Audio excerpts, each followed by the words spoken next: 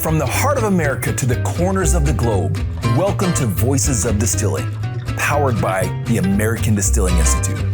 Unearth the stories, the passion, and the faces behind every drop. Dive deep into the world where tradition meets innovation. With me, your host, Ronnell Richards. Let's tap into the spirit of distilling, where every voice is unique, but the heart remains the same. Let the journey begin. Welcome back to Voices of Distilling, brought to you by the American Distilling Institute. My name is Ronnell Richards, and I am your host. So today, I have a gentleman here who is outdressing me. This seems to happen. I don't know. We have some of the most colorful characters in our industry. I'm joined by Steve Julliar of Evolved Distilling. Yeah. And I kind of want you to stand, don't do it, but I kind of want you to stand up and model for our audience, because your outfit is, you are crushing it, my friend. You got a little linen shirt going on there. I'm feeling like I should be out on a tropical island and not in the middle of Baltimore. That's the idea, because the rum winning and stuff like that. So let's get straight into that. Okay. So we have this beautiful award here. Yep. Tell me about it. Okay. Well, I've been fortunate enough to travel to the Caribbean, several times, going to different islands and things, and I fell in love with all the different styles of rums, right? And so when we opened the distillery a couple years ago, for one of the first products we made was a white rum. And it has all that funkiness and aroma and molasses and stuff like that in it.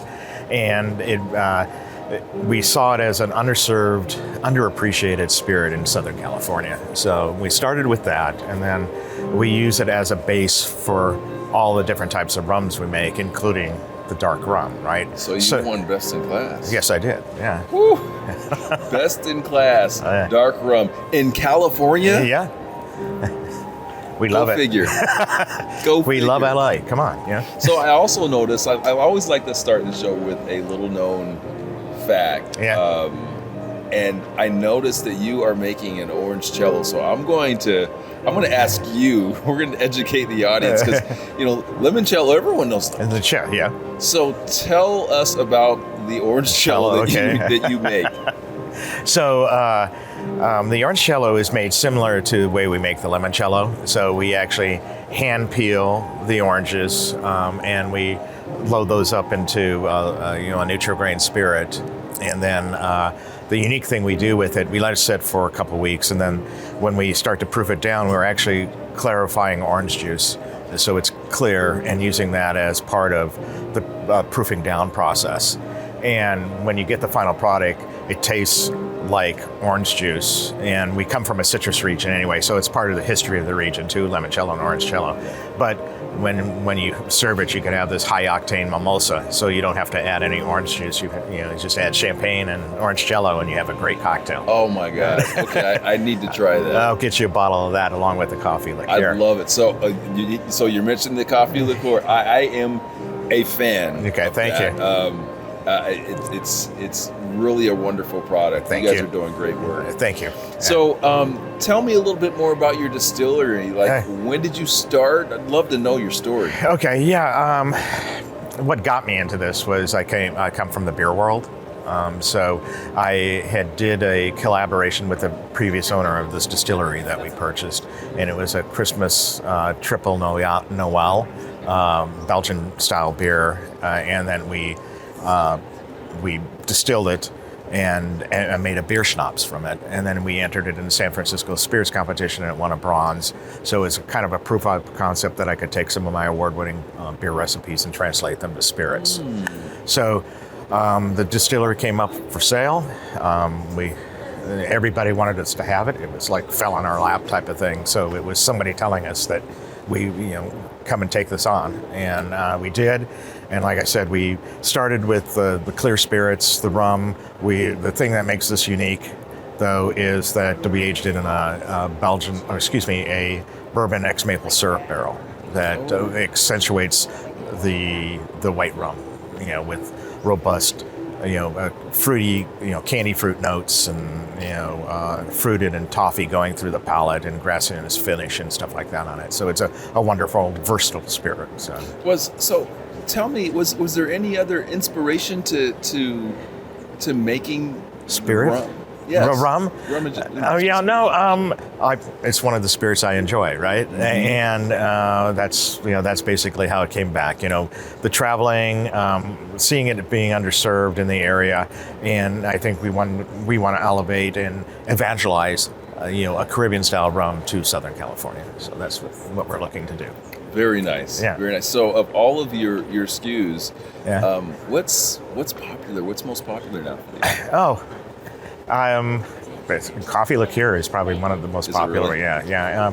The dark rum now that, of course, they've seen we won a medal with it, and we were lucky enough to win medals with everything we entered. But the coffee liqueur, we have a Persephone's rye, which is taking some of my beer heritage and taking a rye and aging it in a Belgian quad barrel. So that's been very popular too.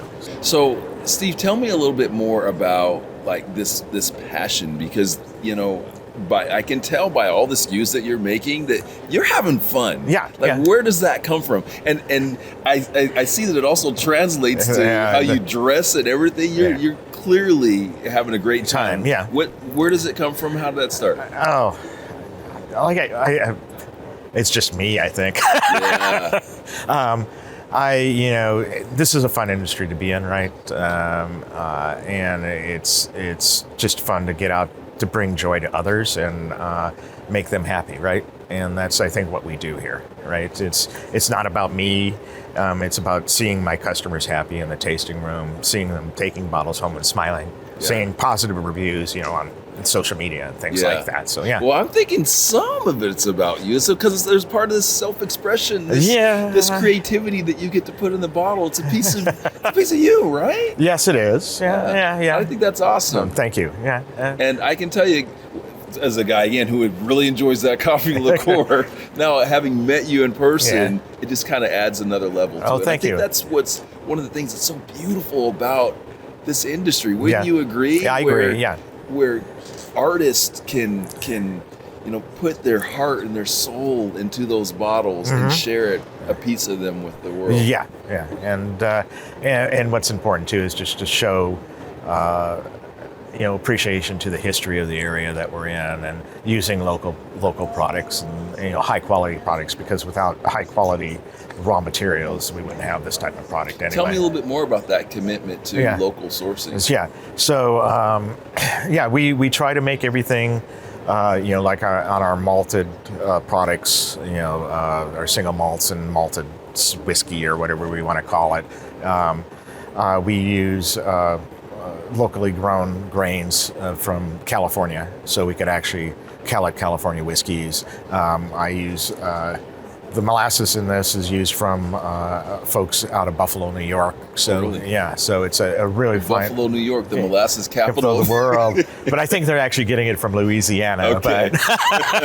But it's a wonderful product. There's several distilleries using it too. So and I met them at the last ADI. So that's it's a wonderful product, and all these suppliers help us make great products. So I'd love if you could talk about that a little bit, like that connection to suppliers and ADI. Like you said, you just won Best in Class, and you said your molasses supplier you met here at the ADI conference. Yeah, and just like this, I've been looking to make an agave spirit, right? And I supposedly had somebody that would bring me fibers from Mexico and put them in a barrel, and I think he's disappeared, so I don't know where he's gone. But I was looking to find,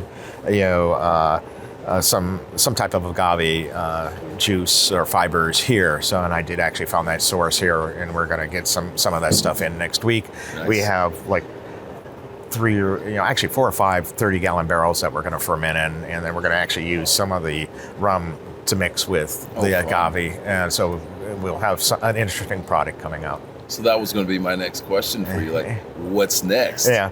But you I just answered it. Yeah. It was premature there, so. That's all right. I didn't. This is a conversation, so I'm not.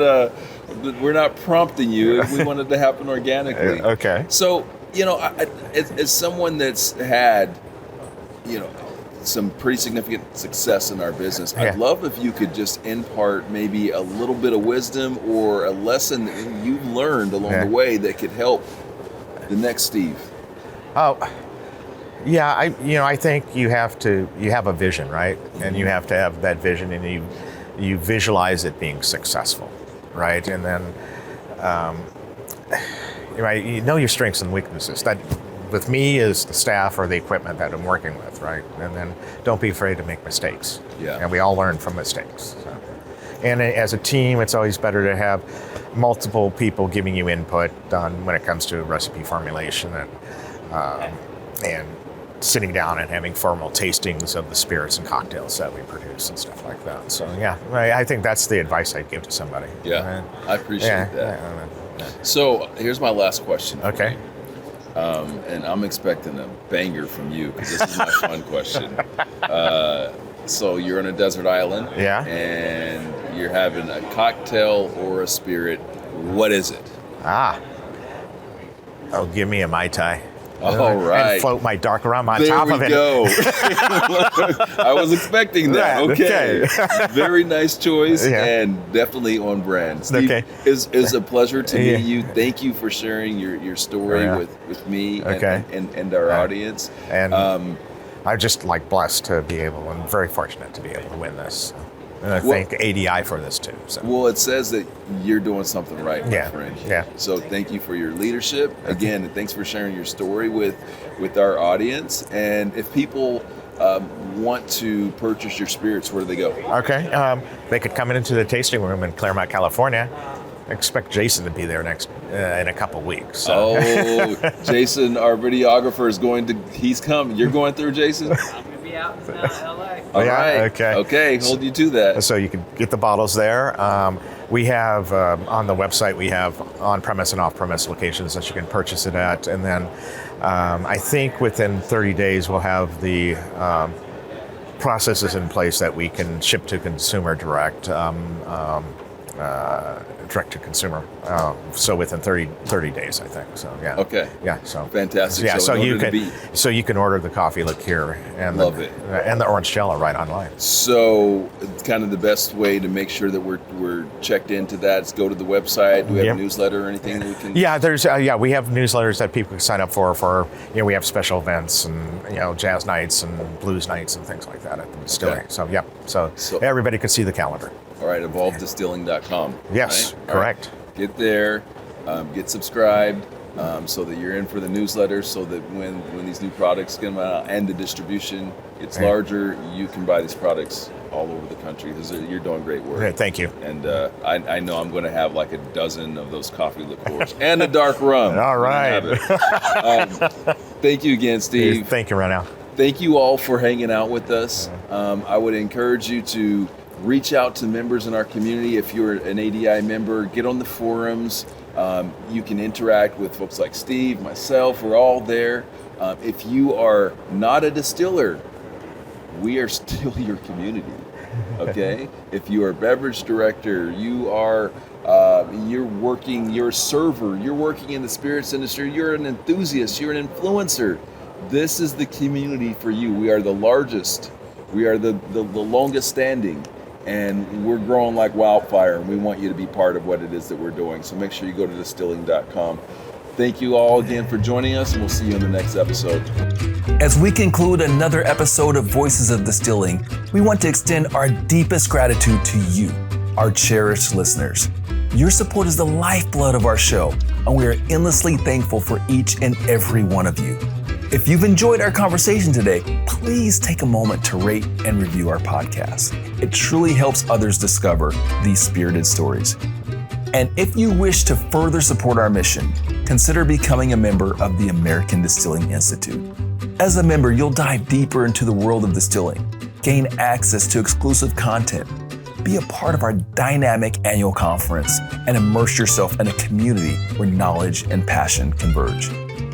Visit our website, distilling.com, for more details on how you can benefit from membership and contribute to the vibrant tapestry of distilling.